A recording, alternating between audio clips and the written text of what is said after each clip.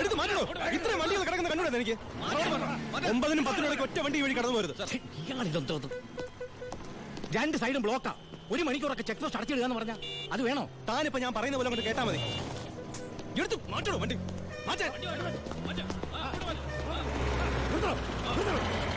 ചേട്ടനും അനിയനും തമ്മിലുള്ള വാശിക്കായി ഈ പ്രഹസനം. കഷ്ടമാണ് സാർ. SP യുടെ ഓർഡർ അനുസരിക്കാതെ പറ്റൂ. സാർ ഒരു കോളുണ്ട്. ആരാടോ? SP ആണ് സാർ. സർ, പാലക്കാട് ചിറ്റൂർ വൻ തീപിടുത്തം. നമ്മുടെ ഫയർഫോഴ്സ് അഫീഷ്യന്റ് അല്ല, കോയമ്പത്തൂർ ഇൻഫോം ചെയ്തിട്ടുണ്ട്. ഏത് നിമിഷം അവിടുന്ന് ഫയർ എഞ്ചിൻ വരും.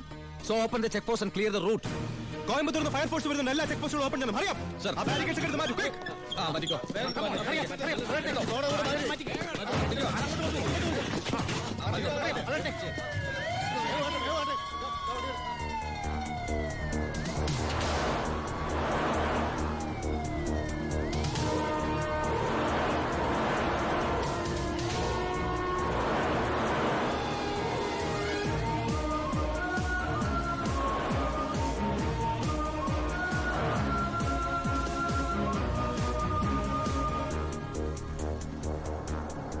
താക്കണോ?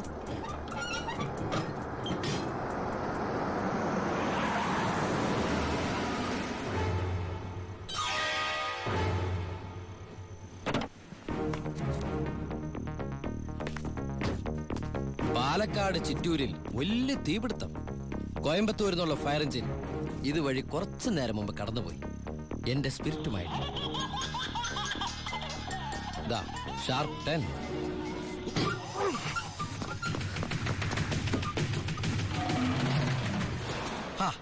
വിഡിത്തം കാണിക്കല്ലേ ബാലി സാറേ.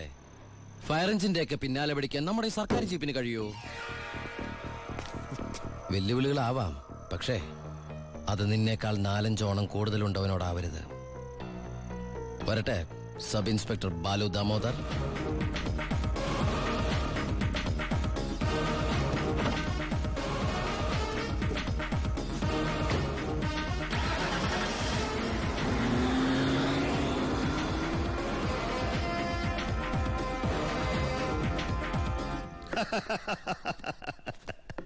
ഇന്നാണ് എന്റെ ജീവിതത്തിലെ ഏറ്റവും സന്തോഷമുള്ള ദിവസം.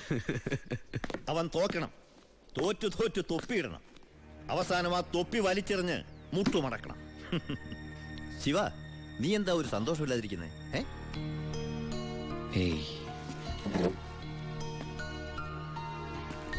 എന്റെ അനിയൻ പഠിച്ച പോലീസ് ഓഫീസർ ആവണം, ആരുടെ മുമ്പിലും തലകുനിക്കാത്ത വലിയ ഓഫീസർ. അതായിരുന്നു എന്റെ ആഗ്രഹം. പക്ഷെ അവൻ എന്റെ മുമ്പിൽ തോറ്റപ്പോ ശരിക്കും ഞാനല്ലേ ബൈ തോറ്റത്? ശിവ,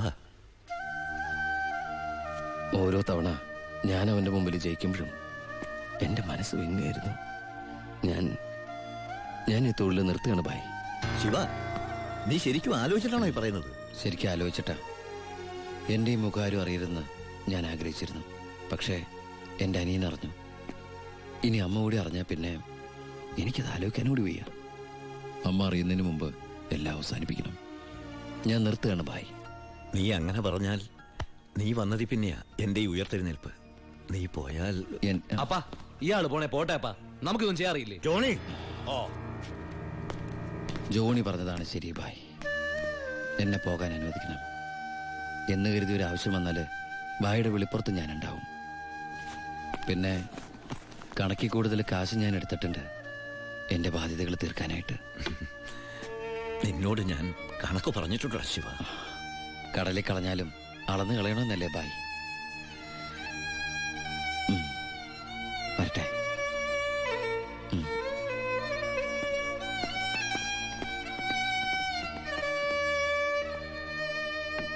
ഇപ്പോഴാ നീ ഒരു ആൺകുട്ടിയാണെന്ന് എനിക്ക് തോന്നിയത്. അച്ഛന്റെ കടങ്ങളെല്ലാം വീട്ടി ഇനി നിനക്ക് ഈ നാട്ടിൽ നെഞ്ച് വിരിച്ച് നടക്കാം. ഇത് നിന്റെ വസ്തുവിന്റെ പ്രമാണം ഒറിജിനൽ. ഇത് ഈ വസ്തു എനിക്ക് തീരെഴുതി തന്ന പ്രമാണം. ഇതൊരു ഉറപ്പിന് വേണ്ടി നിന്റെ അമ്മയുടെ ഞാൻ ഒപ്പിട്ട് മേടിച്ച ബ്ലാങ്ക് പേപ്പറും ചെക്കും. ഇനി എന്നാത്തിനാ നിന്റെ കണ്ണു നിറയുന്നേ? ഇത് തിരിച്ചിട്ടാൻ വേണ്ടി ഞാൻ ഒരുപാട് അനുഭവിച്ചേ. ഇപ്പൊ സന്തോഷമായില്ലയോ? സത്യത്തിൽ നിന്റെ വീടും പറമ്പും എന്റേതാകുമെന്ന് പ്രതീക്ഷിച്ച എന്റെ ഭാര്യ ശോശാമ്മ സ്വപ്നം കണ്ട് കഴിയായിരുന്നു. സാരമില്ല, ഞാൻ അവളെ പറഞ്ഞ് മനസ്സിലായിക്കൊള്ളാം. ആവശ്യം വരുമ്പോ നീ വീണ്ടും എന്റെ അടുത്ത് വരുമെന്ന്. ഈ എലുമ്പനും തന്നെ എന്റെ ബാക്കി നിൽക്കുന്നേ. അന്ന് വന്നപ്പോ പറഞ്ഞില്ലേ ഫ്രണ്ടിൽ കയറി നിൽക്കരുതെന്ന്. ഞാൻ കൂടെ മാറിയുന്നേ. ഇത് പണം വെക്കുന്ന സേഫാ. അയ്യോ, കുറച്ച് നേരത്തെ പറയാറുന്നില്ലേ? എല്ലാം കറക്റ്റ് അല്ലയോ? ഒന്നും ബാക്കിയില്ലല്ലോ. അല്ല, എന്തോ ഒന്ന് മറന്ന പോലെ. എനിക്കുള്ളതാണോ? അതെ. എനിക്ക് വേഗം തന്നോ, മറക്കണ്ട. തന്നേ. ഇപ്പോഴെനിക്ക് സമാധാനായത്. പലിശ പലിശ. അപ്പൊ എല്ലാം സെറ്റിലായില്ലേ?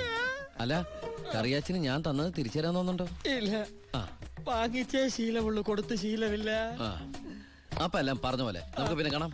ഇങ്ങനെ കാണാനാണ്, ഇനി കാണണമെന്നില്ല. അതൊക്കെ അറിയാച്ചാ. ഇതെന്നാ ചുമ്മാ ഒരു രസത്തിന് രണ്ടടിച്ച ഒന്ന് ഫ്രീ. ഇവിടെ നടന്നത് പുറത്താരോടും പറയണ്ട. പലിശ തവണകളായിട്ട് അടച്ചു തീർക്കേണ്ടവർ ഇതുപോലെ അടിച്ചു തീർക്കും. ഇന്നത്തെ ഇൻട്രസ്റ്റ് എല്ലാം പോയി. കർത്താവേ. തിരുവനന്തപുരത്ത് നിന്ന് വാളയാർ വരെ ഒരു ദിവസത്തെ യാത്രയാ. എന്നാലും വരാതിരിക്കാൻ പറ്റുമോ? പ്രത്യേകിച്ച് ഉണ്ണി വന്നു എന്നറിഞ്ഞപ്പോ. ഇനി കാര്യങ്ങളൊക്കെ തീരുമാനിച്ച് ആ ചടങ്ങ് അങ്ങ് നടത്തണം. അതെ അതെ, കല്യാണം കഴിക്കാതെ ചെറുക്കനെ പെണ്ണ് ഒരു വീട്ടിൽ താമസിക്കാന്ന് പറഞ്ഞ നാണക്കേടല്ലേ? അല്ല, ദുബായ്ക്കാരൻ എന്തിയെ? അത്യാവശ്യമായിട്ട് ആരെയോ കാണാൻ പോയിരിക്കുക. വരും. ഓ, ചെറുക്കനെ കുറിച്ച് എന്റെ ബന്ധുവീട്ടുകാരൊക്കെ അന്വേഷിക്കുന്നുണ്ട്. ഞാൻ പറഞ്ഞു വരുമ്പോ ഒരു ഫോട്ടോ കൊണ്ടുവരാന്ന്. അതിനെന്താ, ഇവിടെ എത്ര ഫോട്ടോ വേണമെങ്കിലും ഉണ്ട്. ഞാൻ എടുത്തോണ്ട് വരാം.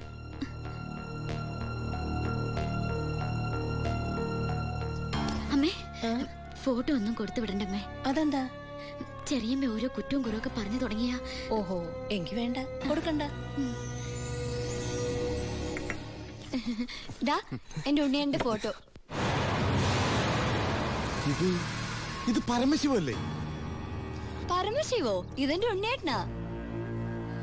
4 കൊല്ലം സെൻട്രൽ ജയിലിൽ കിടന്ന പരമശിവത്തെ എനിക്കറിയില്ലേ? വെറുതെ അല്ല 10 കാശ് സീതനം വേണ്ടെന്ന് പറഞ്ഞ് ഗോപിയെ പിടിച്ചവിടെ നിർത്തിയത്. കൊലയാളിക്ക് വേറെ ആര് പെണ്ണു കൊടുക്കാനാ? എന്തൊക്കെയാണ് ഈ പറയുന്നത്? ഇത് ദിവാകരൻ ഉദ്ദേശിക്കുന്ന ആളല്ല. അതെ. വീട്ടിൽ കയറി വന്ന് എന്റെ ഉണ്ണിയെ കുറിച്ച് അനാവശ്യം പറഞ്ഞാലുണ്ടല്ലോ. തർക്കിക്കണ്ടമ്മേ. ശരിയാ മോനെ, ദുബായ് എന്നും പറഞ്ഞ് നമ്മളെയൊക്കെ പറഞ്ഞ് പറ്റിക്കായിരുന്നമ്മേ ഏട്ടൻ. അയ്യോ,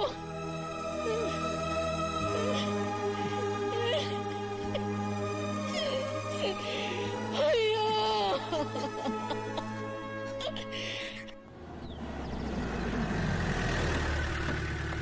അമ്മേ, അമ്മേ, എടുക്ക. ആ കറിയാച്ചിന് കൊടുക്കാനുള്ള കാശ് മുഴുവൻ ഞാൻ കൊടുത്തു തീർത്തമ്മേ. ഇനി എന്റെ അമ്മയുടെ പേരിൽ ഒരു ബാധ്യതയില്ല. ദാ നമ്മുടെ തറവാടിന്റെ ആധാരം കണ്ട. എന്താ ഭാരതിയമ്മയ്ക്ക് സന്തോഷായില്ലേ? നീയാണോടാ പരമശിവം?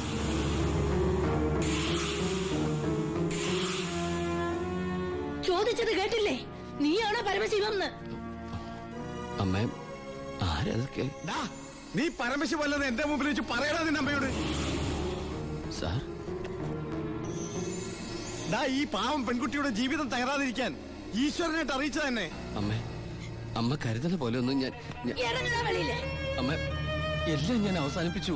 ഇനി ഒരു തെറ്റും ഞാൻ ചെയ്യില്ല. വേണ്ട, എനിക്കൊന്നും കേൾക്കണ്ട. നിന്നെ പോലൊരു മകനെ എനിക്ക് വേണ്ട. നിന്നെ കാണുന്നത് തന്നെ എനിക്ക് പേടിയാ.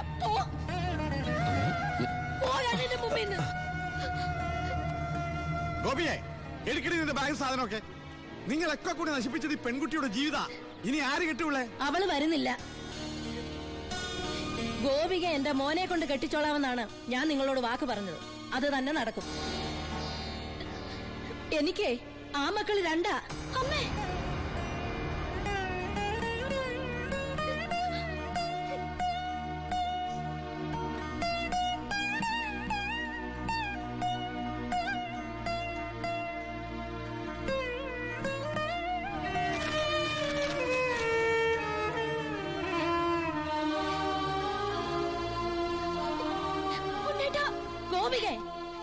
ഇല്ലമ്മേ, ഇങ്ങനൊരു കല്യാണത്തിന് ഞാനും കൂടി സമ്മതിക്കണ്ടേ? നിങ്ങളൊക്കെ കരുതുന്ന പോലെ ഉണ്ണിയേട്ടൻ എന്നെ ചതിച്ചിട്ടില്ല. എല്ലാം എനിക്കറിയായിരുന്നു. നിങ്ങൾക്കൊക്കെ വേണ്ടിയ ഉണ്ണിയേട്ടൻ.